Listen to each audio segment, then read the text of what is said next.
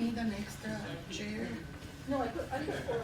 I'll sit over there. Hello everyone, good morning. You're not? We will start and hopefully people will show. If we shout out loud, they will think that there is a disco or something. My name is Sorin Nastasia. I'm the director of the International Studies program in the College of Arts and Sciences at the SIUE. This year I have co-coordinated the organization of international studies with Dr. Nancy Lutz, core affiliate faculty of this program and anthropology faculty, as well as Dr. Christine Hildebrand, professor and chair in the Department of English Language and Literature.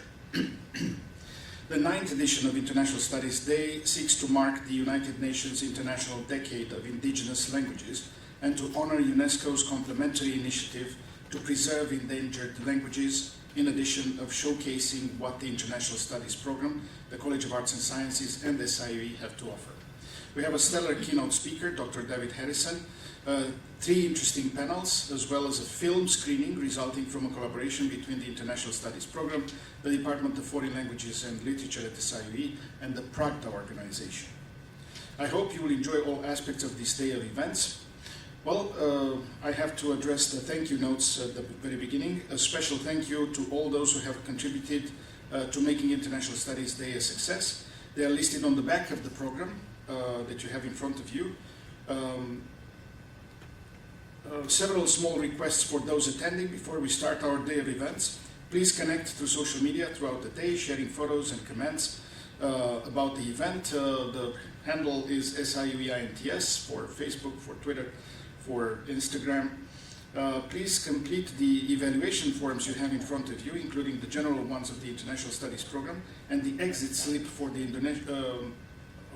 the input you provide through these forms help us document our achievements as well as make improvements for future activities.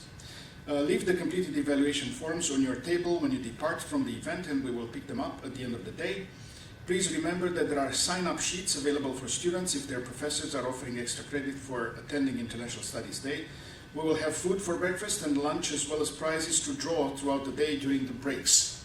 We still have some red International Studies program t-shirts, but they are very desirable. People fight for them. Anyhow, we start with the first panel discussion of the day, and it is called The Challenges of Raising Bilingual Children in the US. Dr. Nancy Lutz will moderate this panel. So Nancy, this is your floor. Thank you very much.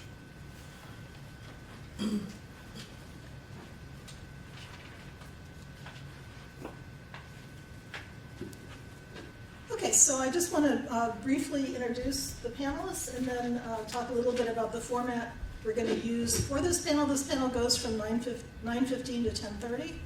And the 4 panelists are all faculty members here at SIUE in different departments, and I'll start just in alphabetical order. Dr. Saran Aktuna from the Department of English Languages and Literature, the second one, and then Dr. Heidi Cuervo from the Department of Foreign Languages and Literature, the third one. Dr. Diana Nastasia from the Department of Educational Leadership, and at the end, last but not least, Dr. Kevin Wamalawa, who teaches in anthropology and in codes. He's a new faculty member here at SIUE. So we all talked about how we wanted to best run the panel, and we thought that since each of them has really interesting but different experiences with raising their families in the area and sort of issues of bilingualism, we'd give each person about approximately 10 minutes to sort of introduce themselves, talk about their own experiences, their families, however they want to do that, and then we'll start a kind of group discussion. So the panelists all agreed on a set of questions that they all wanted to consider, but rather than having me kind of force a discussion by asking a question and other people reply, we thought it would make more sense to kind of organically move from the introductions, where then after we finish the 4 introductions, one panelist can ask one of the questions, any of the others can reply, discuss, and then another panelist can ask another question, we'll have more discussion, and let it kind of develop organically. But I would like to leave about 15 minutes or so at the end for you guys to ask questions of the panelists. So I'll try and watch the time and shift gears about 10:15 if that works. Okay, so I will turn the panel over to our first panelist, Dr. Saran Artuna, who can start her discussions. Okay, thank you. Just beginning with a quick overview of the family of the phone. Is this better now? Let's see.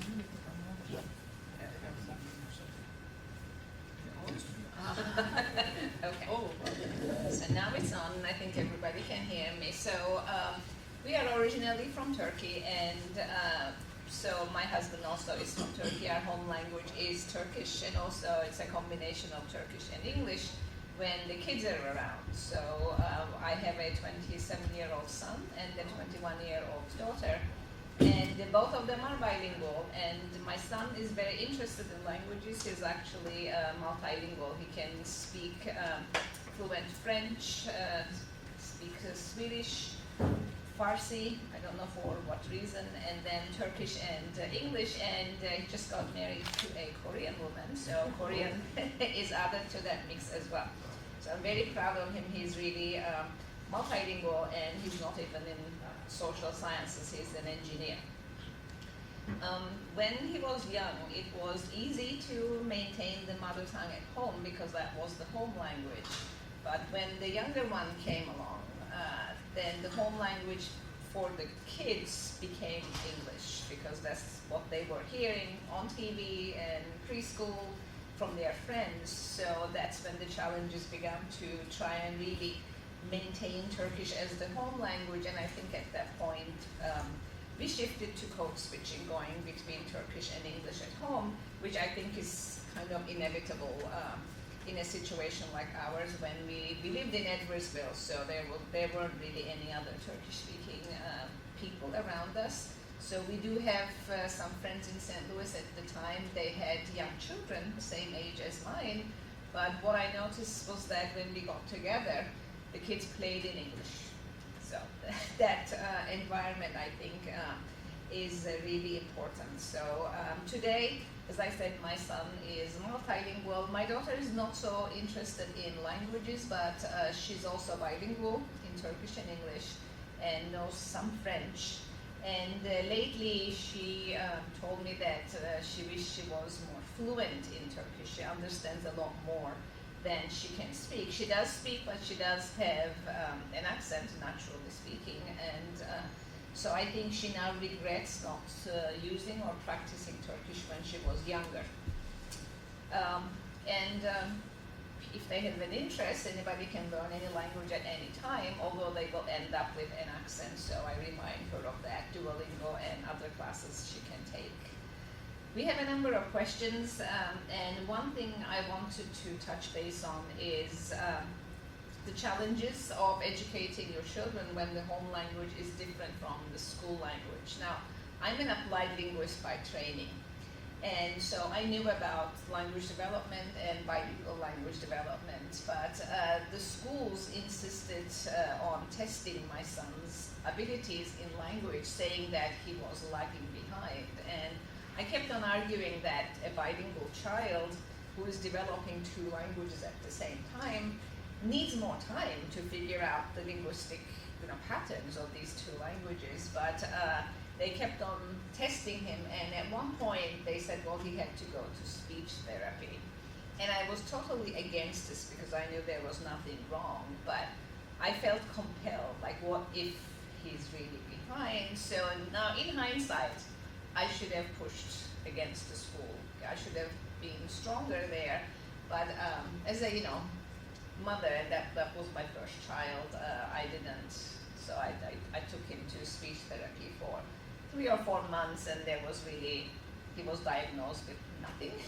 So that was just such a waste of time for us. But I think many families do encounter issues with the schools who push and try to test the kids without considering the fact that they are dealing with multiple languages, so therefore they are going through somewhat different learning processes. So that's one thing for us. And other than that, today when we communicate, if we have to text and do something very quickly, it's in English and sometimes it's in Turkish, it just depends. And when we get together, one of them lives in California now, the other one is way in college, we again code switch. So that's the reality of my family. So that's all I want to say as an opener. Heidi? Me, my turn, okay. I'm from Venezuela, and my husband is from here, from Illinois. And I'm also in linguistics, I'm a language professor. So making the decision was, do we do, all Spanish? He speaks a little Spanish, not fluently, but he could do it. We decided to do, he speaks English, and I speak Spanish. And we have 3 daughters. The older one is 20, and I would say the only one that is fully bilingual is Sophia, my oldest, because it was just her for 5 years, and I only spoke Spanish to her. My husband only spoke English, but we went through a similar thing, like it was viewed as a disability at school. So, and I was like, no, she's fully bilingual. She has listened to both languages since birth, and they couldn't process that. Also, because she was a little delayed on speaking, but it was because she was absorbing 2 languages at the same time. So all those delays are normal for multilingual children, and they just don't get it. And that's something that, I wish I would have done more about it, but there's just a way that she was tested and treated about that. The other 2 children, the other 2 girls, they understand Spanish a lot, but the same thing happened. It's kind of funny when you said it. It's like they switched among them, they just spoke in English. But me to them, I still speak in Spanish. So they know all the commands, all the orders I gave that are in Spanish, even my husband knows them. But communication is mostly in English, and basically me provides input in Spanish. What else can I say? The good thing about Spanish is they get exposed at school. The schools where they go, there are Spanish classes, but the teachers don't know they can actually understand. They don't look like the stereotypical Spanish speakers, so they usually don't say anything about it, and that they get a little reinforcement. But it's not the same, because sometimes teachers will teach one type of Spanish, and they would say that the other types of Spanish are wrong, and that doesn't make sense to them. They come home and tell me, Mom, the teacher said this, and I was like, well, that's the way they learn it, so that they think that that's the way it is, but it's different in different countries. I decided for same situation that is around, there is here in Edwardsville, there is not that many Spanish speakers, and so it was just me. I was the sole source of input to them. A lot of times at school, if I would send like foods from Venezuela, they would get point out, like, that's weird food, what are you eating? So my daughter just told me, it's like, Mom, I just want a peanut butter and jelly. I was like, that's gross. But she just wanted to blend in. So when the kids grow up in a place that is not diverse, they just feel the necessity of belonging and blending in. So that was a little heartbreaking for me, but she wrote her essay for college about that, about hiding my food, and she made it to U of I, so I was like, okay, good, it helped with having that experience. But at the other 2, I hope in the future they develop more interest in Spanish language. We've been to Spain, we haven't been to Venezuela, probably everybody knows why. Hopefully we'll be able to go back at some point. I think they're maybe holding elections at some point, so they've never been to their heritage country. But they've been to Spain and they get impressed and say, wow, I didn't know there were so many people that spoke Spanish. I was like, yeah, there are a lot. It's not just me, But anyway, if you have any questions later, you're welcome to ask. Who's next? I'm Diana Anastasia, and like Saran, I would like to start by describing my family a little bit. My spouse, my husband, is here with us, sorry, Anastasia, and we have 2 daughters. Daria is 22 right now, she's turning 23, and she was born in Romania, where both of us are from, and Alexia, our younger, was born in the United States while we were graduate students. I wanted to sort of backpedal a second and say that I think I've helped with the logistics of the International Studies Day for the duration of this day of events, but it's the first time that I'm speaking at this day of events, so please bear with me. I also kind of want to sort of pedal back between sort of theory and the applied parts of raising bilingual children. And in terms of theorizing, I wanted to start by saying that my dramatic decision to come to the United States when I was awarded a Fulbright Fellowship 20 years ago really and literally changed the lives of my children, of our children, in a way that they would not have expected, didn't ask for, didn't desire, and made them bilingual children by definition. And for most families, I think, being bilingual is not a choice. It's a must. It's something you have to do once you moved from your country of origin to the other country where you live. That's, again, those kids have no choice. They are forced into a situation. They are young and vulnerable and, these little things, and they have no choice. They have to do it. So if for us who are, in a way, people with some resources, I would say, with an education, with a good healthcare plan, right, with some financial security, if for our children it is difficult, think about how difficult it is for a child of a undocumented immigrant, or for a child of a worker in a plant, on a field where people grow, I don't know, vegetables or fruit, or pick vegetables or fruit. We have some resources, again, those people have nothing, and yet their children have to do exactly the same things that all of our children have done, which is speak English in addition to the language of the country of their origin. Moving on to our experience as parents who raised bilingual children, I would say something to keep in mind is that each child is absolutely different in their developing of bilingualism and acquiring a second language or two languages in parallel. And I'm going to give you examples from my life, of course. Our older daughter Daria was born in Romania, as I said. When she was 3 months old, I left for the United States as a Fulbright researcher, and she stayed behind with my parents, my mother and father, in a small town in Transylvania in Romania. Sorin was in Bucharest. She stayed there for about 10 months, between 3 months and about 10 months later when I returned.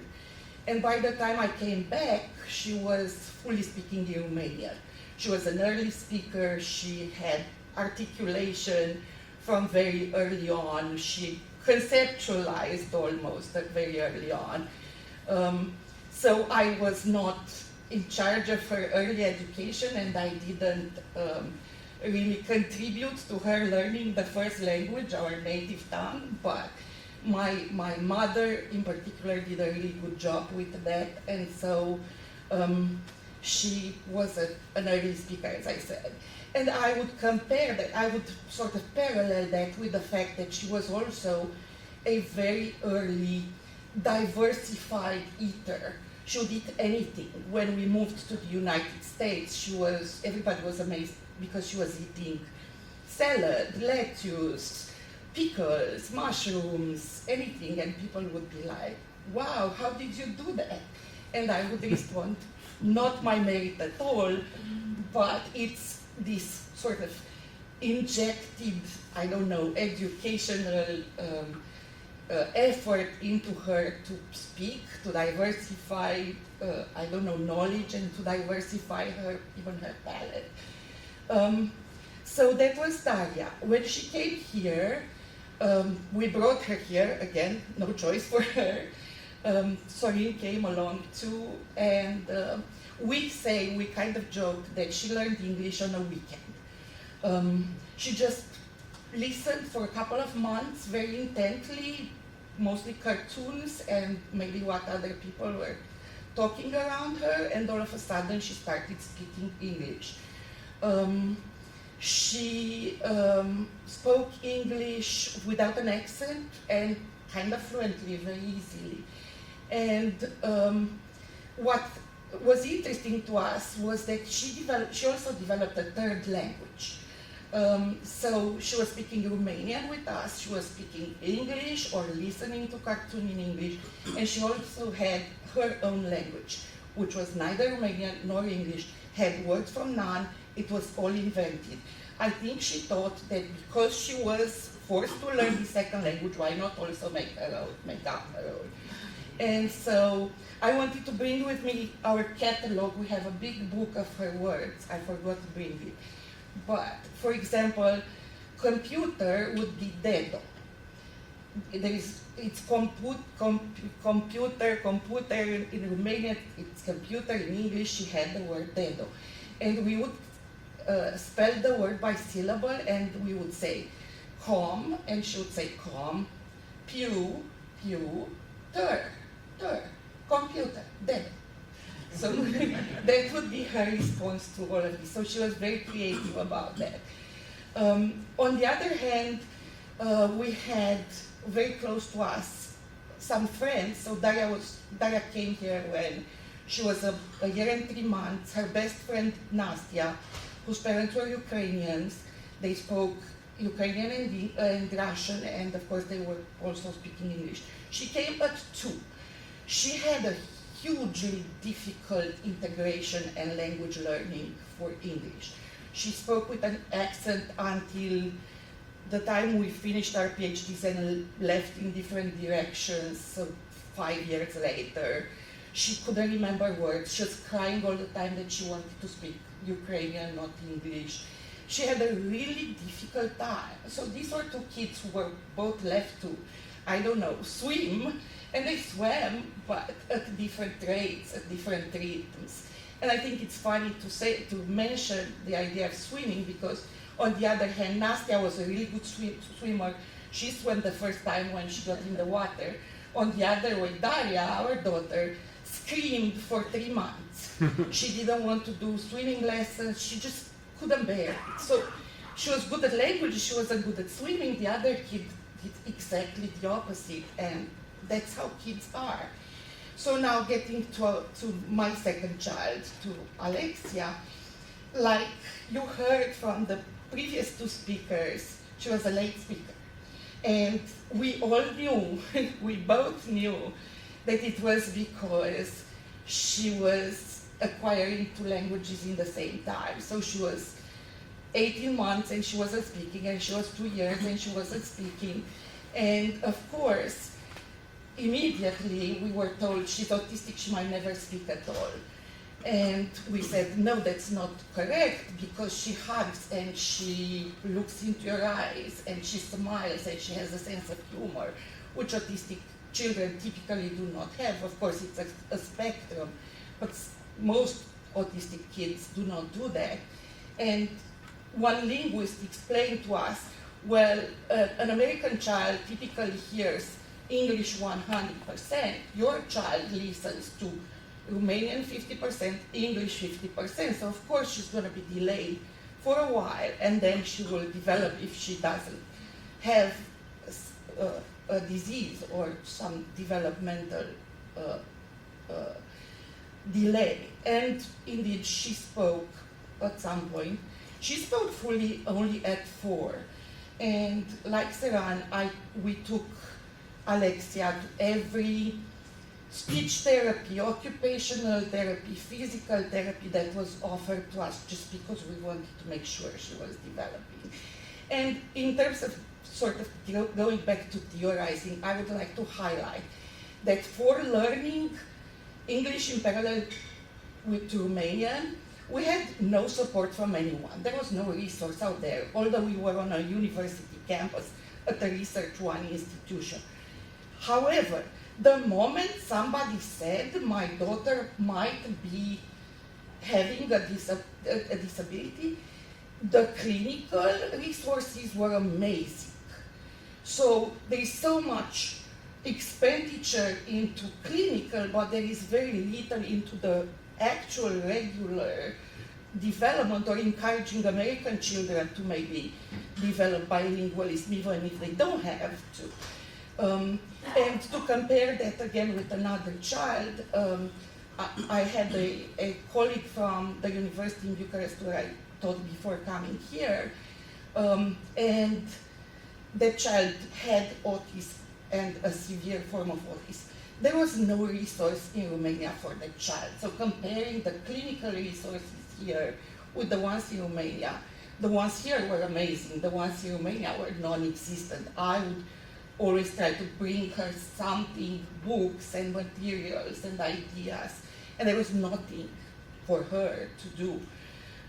So again, maybe some of that, I'm not saying it's bad to invest in the clinical part, but the clinical part supplemented with the development, the investment in the development of healthy children and of bilingual children of all times would probably be a better idea.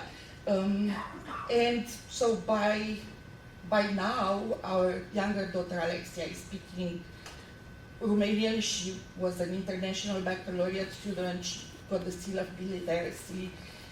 She's speaking English, of course. She's speaking French and Spanish. She's learning Portuguese, and she was in Senegal in West Africa for a year, where she learned a good amount of Wolof. So she definitely has those abilities, and most children have those abilities anyway. I don't want to go too long, but I wanted to say one more thing about the fact that even yesterday we were at dinner, and my husband typically says, no, our children aren't really bilingual because, yes, they understand absolutely anything in Romanian, and they speak to some extent, but they make occasional mistakes, and they don't write as well as they speak. And it's because when they were little, they were hesitant to learn, and now they want to, but then they were hesitant. And so my story is absolutely different from his. I say that my children loved to learn Romanian when they were little. And so it's not that one of us is lying and one of us is saying it incorrectly, or one of us is authentic and one of us is not. I think it's more a matter of where did we try to talk to them in Romanian and at what time and for what occasions. And so going again a bit backwards, I was usually speaking Romanian to my two daughters when they were preparing for school in the morning, maybe, when they were eating lunch, when I was trying to supervise homework, maybe when I was trying to put them to sleep at night, making sure they go to sleep at a specific time. And in all of those situations, they really loved speaking in Romanian. Now, because I was a Fulbright Fellow, I had to go back to Romania summers for a while, and then I stayed a longer period because there is a 2-year home residency requirement. And when I was going summers, I took my daughters with me. And so they spent about 7 years of 2 to 3 months in Romania. And so we would go in early June, come back by August.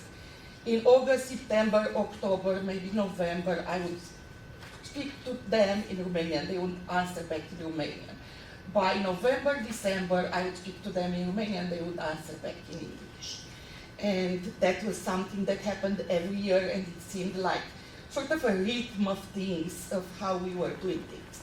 Now, on the other hand, my husband usually tried to talk to them in Romanian in the car on the way to school, when maybe they also had a friend along, or at activities. He was typically in charge of taking them to activities outside of the household, so they were maybe scared to speak Romanian in front, or intimidated a little bit to speak Romanian in front of a friend, a peer. They were pressured to not speak the other language that seemed a little weird to all of those colleagues of theirs. And so his impression that our kids didn't really like to speak Romanian was maybe tied more to the context in which he was trying to engage with them in Romanian rather than them not speaking. So my memory is absolutely different in that area. One tiny thing I wanted to end with is that there are theories of second language acquisition that focus on purists. You have to speak only English at a time and only Romanian or Turkish or Spanish at another time, and maybe one parent speaks one and one parent speaks another, or maybe one parent, or maybe you speak one language in one room, or at one, or I don't know, at breakfast, another language in another room, or I don't know, at dinner. And I am definitely not a purist. I'm for the hybrid learning.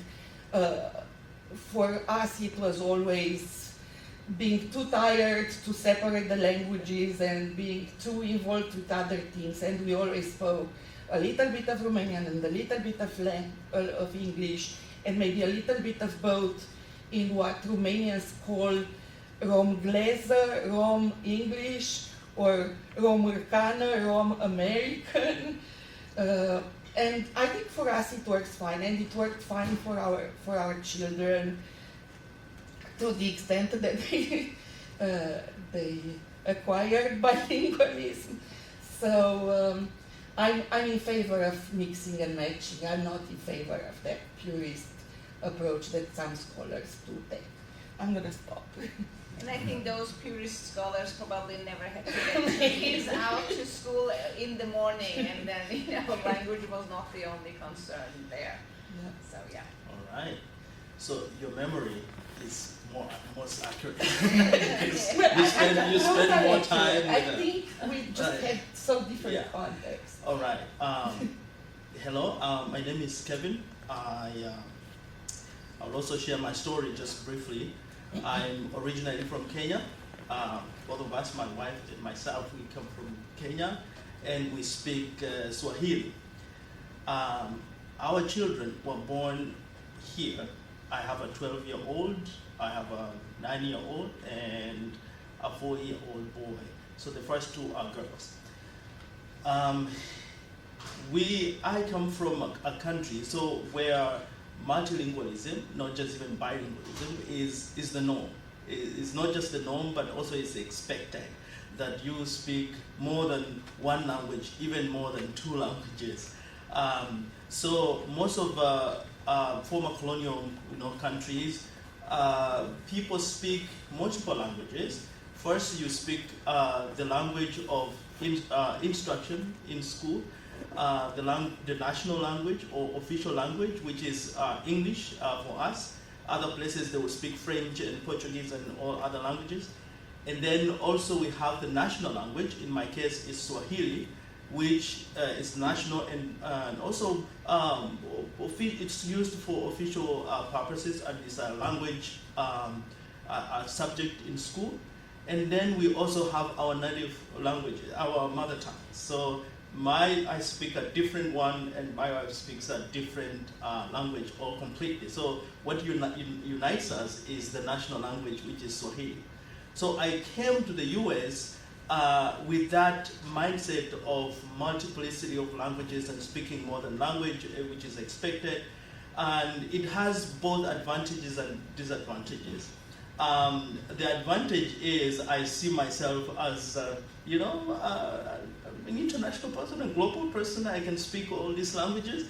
but the downside of it is also that we come to learn English with our backgrounds, with our accents from different ethnic or mother tongues, and also we are taught by teachers who also come with their own accents when they are teaching us, and the English we speak is also presumed to be the British English, and then you come to America, you are speaking your British English with different accents that you got from different teachers and your own mother tongue. So what you end up speaking is a cocktail of accents and all that. So you come with that, and then in America you also want to blend it. You want to also be able to. You realize that in America they pay attention to R's, for example, and we don't. They told us in British English we don't pronounce the R's, right? So it's water, not water, not water, and all those things. And the struggle you have to kind of blend in, it also manifests in the way you want to raise your children.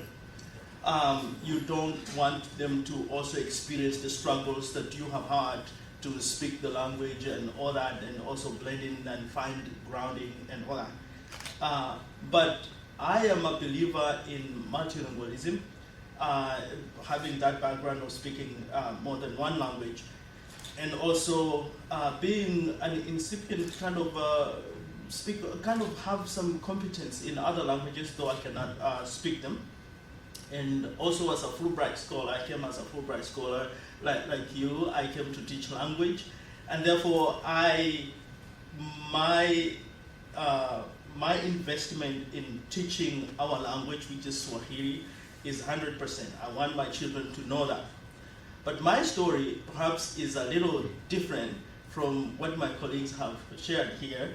It's not so much of a success story in terms of raising bilingual children, but it is also a reality that many immigrant families, come to experience, and a struggle that they come with.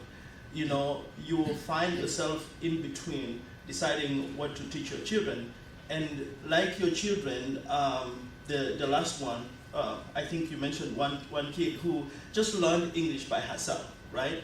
So we speak Swahili in our house, but these guys end up acquiring just English by themselves.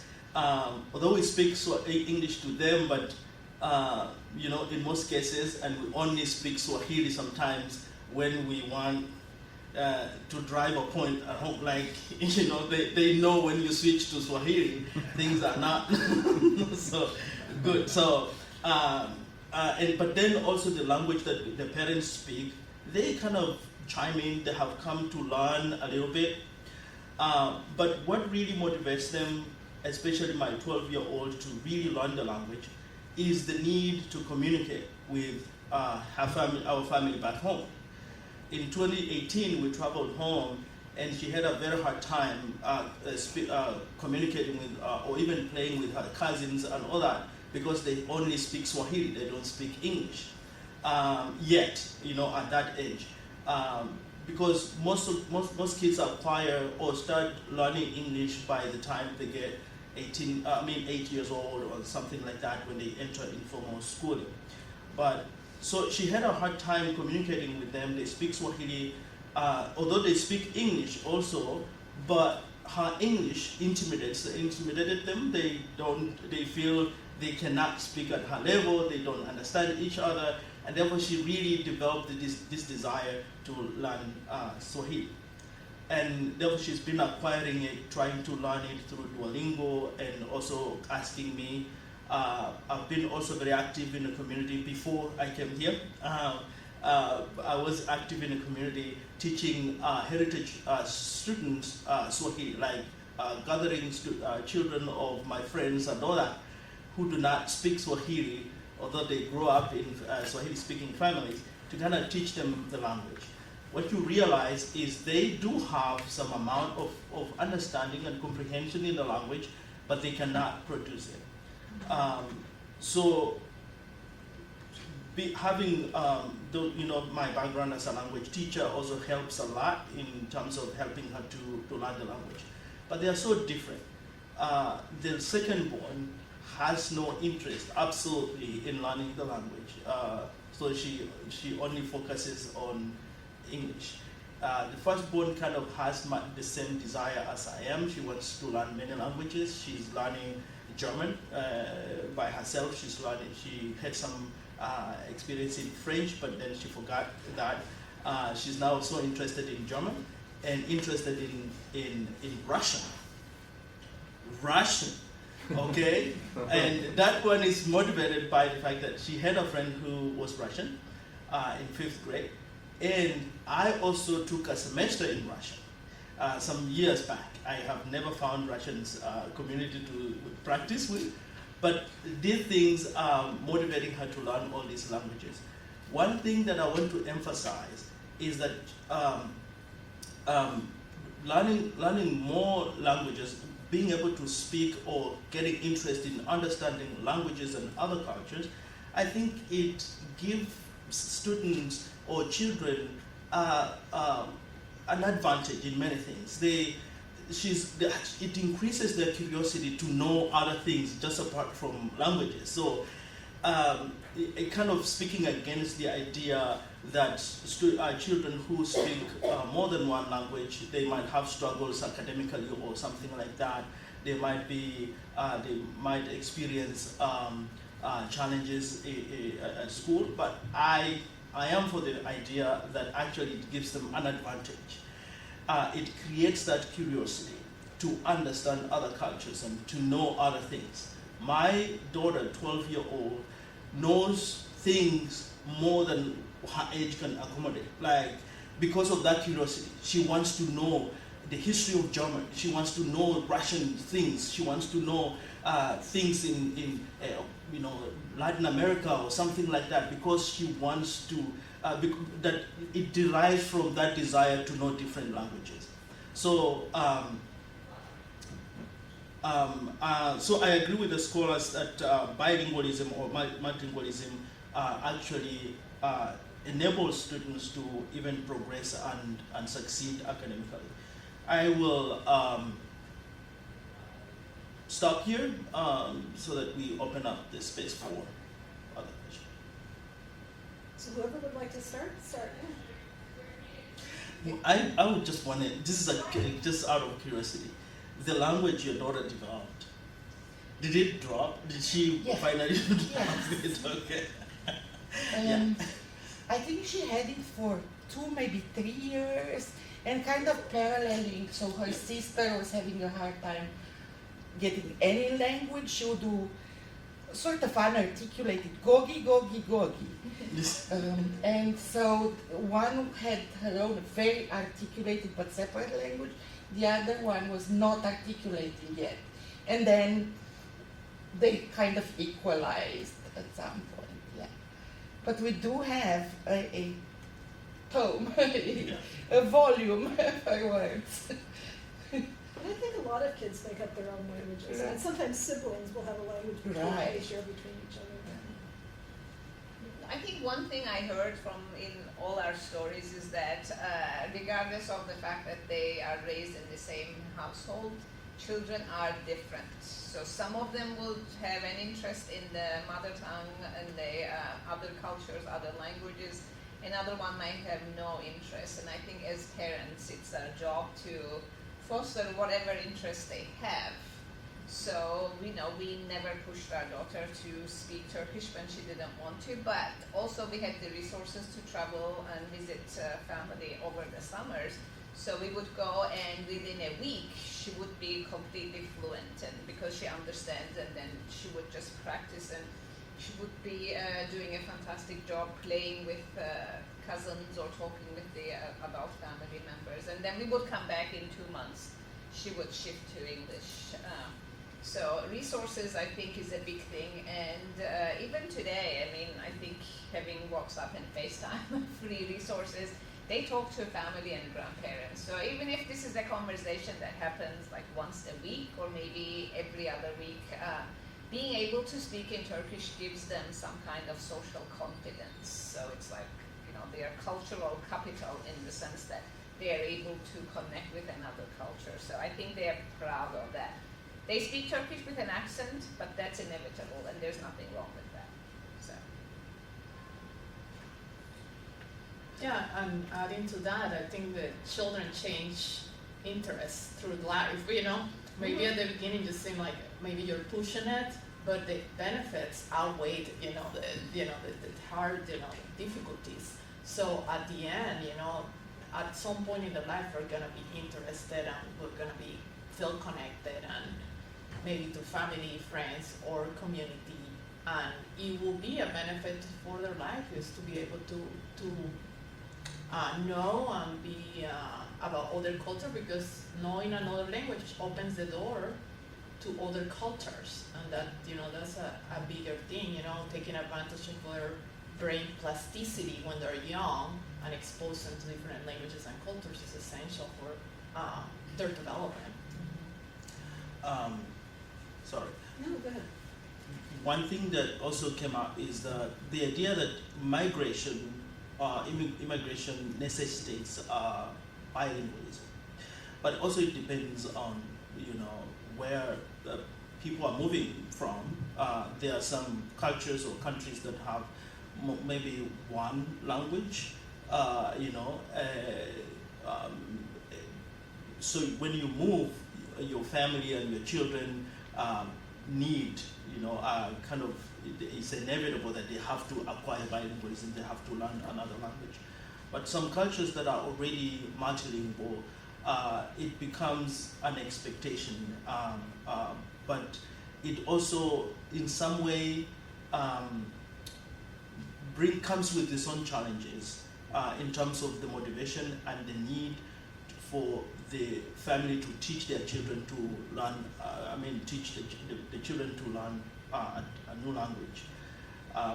As my example, for example, I looked at multilingualism initially as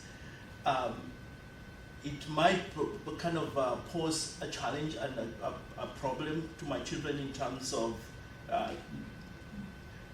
integrating and getting to learn in school.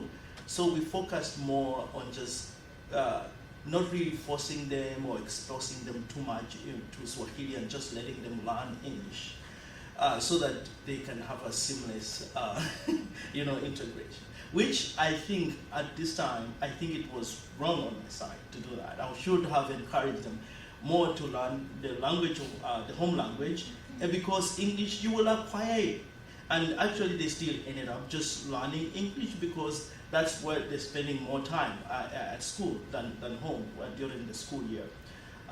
So immigration somehow also necessitates the need for bilingualism, and you have seen students, even American students, who have had a chance to move around a little bit and get exposed to other cultures.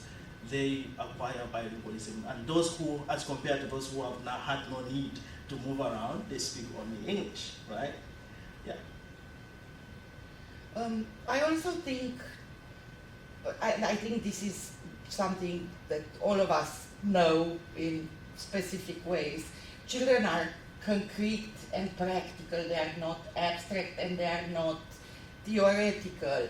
So probably the best way in which you can convince a child to learn the language of their ancestors when their parents have moved to another country is to highlight the importance of communicating with grandparents, with cousins, with anybody in their country of origin that they want to be in touch with. And of course travel makes that easier, even easier to understand, but that idea that the child would connect to someone they love on the other side of the globe is something that makes that push to learn the language a little bit more palatable for the child, a little bit less frustrating maybe also.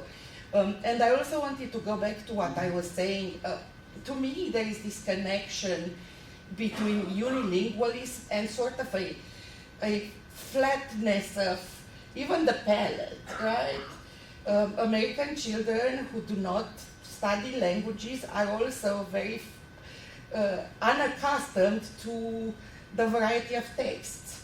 And typically children who experience other cultures, whether it's because they learn languages, whether it's because they come into contact with people in their community who are diverse, or whether they travel abroad, become more accustomed to not just the sensitivity of hearing things, but also the sensitivity of understanding the world in different ways through, I don't know, sight and hearing and touch and smell and taste and all of those kinds of things. And I think that's why it's so important to give resources for children who come here as new immigrants to have support for learning English, but also for American children who maybe are from monolingual families to explore and try to experience other cultures and try to expand their universe of knowledge by learning other languages. Yeah, and that's a problem like in the US is that they don't really start foreign languages until high school. You know, languages should start at kindergarten, you know. In the past, I think the Warsaw School District used to have a language program, after school language program, where we will send our students to teach languages, Chinese, Mandarin Chinese, and French and Spanish. And that program, I think, ended before COVID, and been trying to bring it back, there hasn't been interest from the community. And that's a big block, you know. Mm-hmm. Just having this monolingual, ethnocentric view, you know. That happens, it's not their own fault, it's just because they grew up in it. So, but, it takes a community support to help the children develop, you know, being more open-minded about cultures and languages. So that's something that will be great if the schools would start early language learning in the US.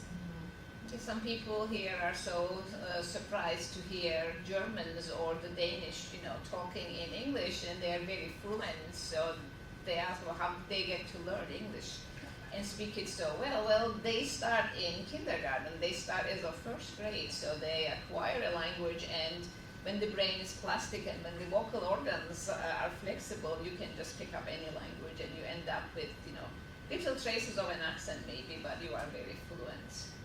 And I want to add that one thing that I have seen, and, you know, granted, we both raised our kids in Edwardsville, so it's a school district that does not have many bilingual students, is that many of the administrators do not have a good understanding of bilingualism. They see it something that needs to be erased for these children to acquire English to succeed academically.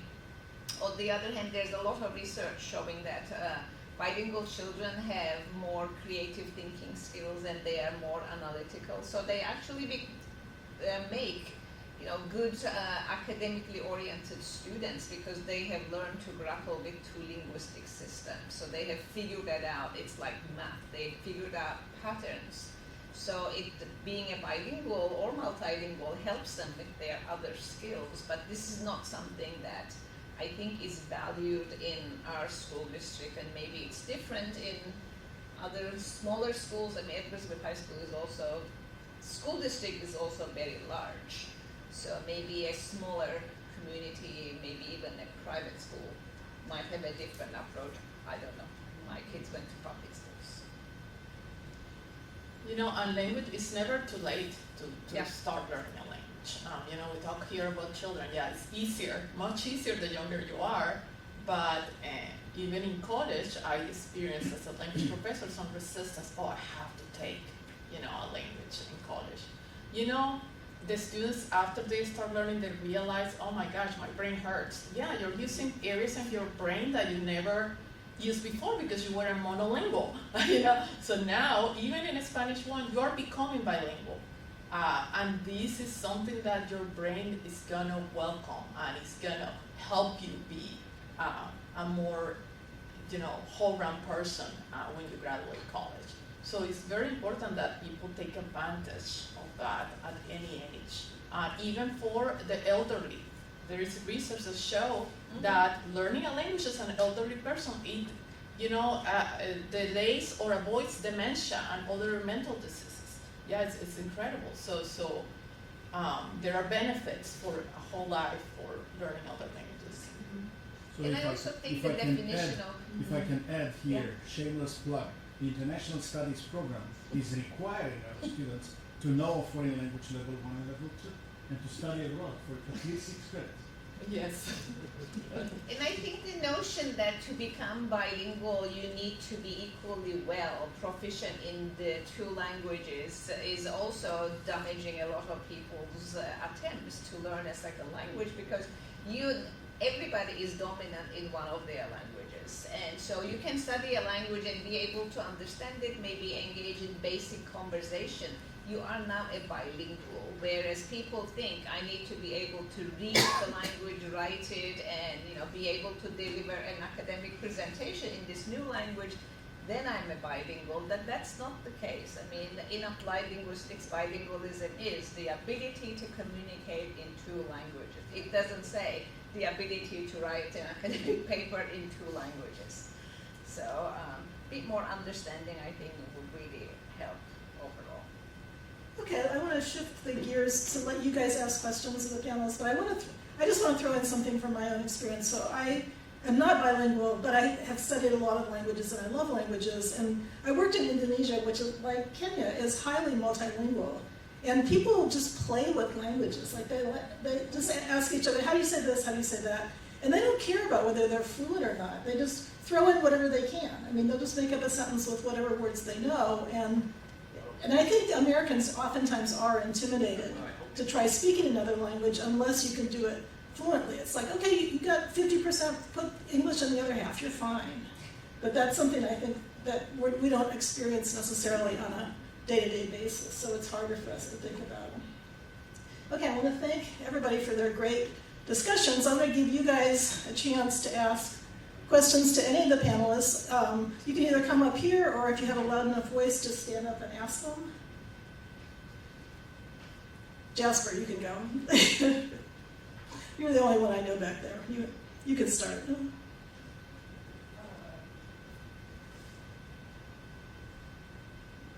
I'm picking on her because she's an anthropology major.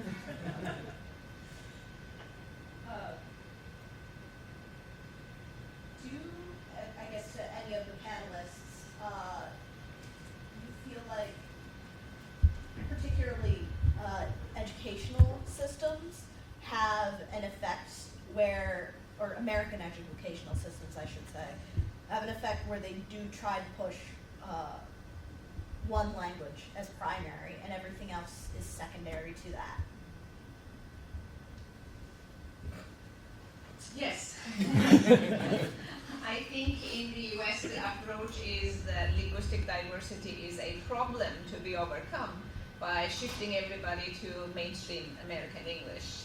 Whereas in some other countries, if you look at their education systems, they do value linguistic diversity a lot more. So I think if schools here integrated more exposure to foreign languages at an earlier age, then many more Americans would develop an interest, the motivation to study a second language. So yes, education is key, in my opinion. I think in the countries where all of us came from, there was a requirement that you would learn a second language, if not a third also, in maybe kindergarten, first grade, second grade, somewhere around there. In Romania, you would start a second language in first grade, third language in third grade. It changed. My generation was different from your generation. Sorry, it all now. My brother's generation was different than mine, so it switched here and there, but there was the requirement that you would know, of course, Romanian from home and school, and then you could have chosen English or French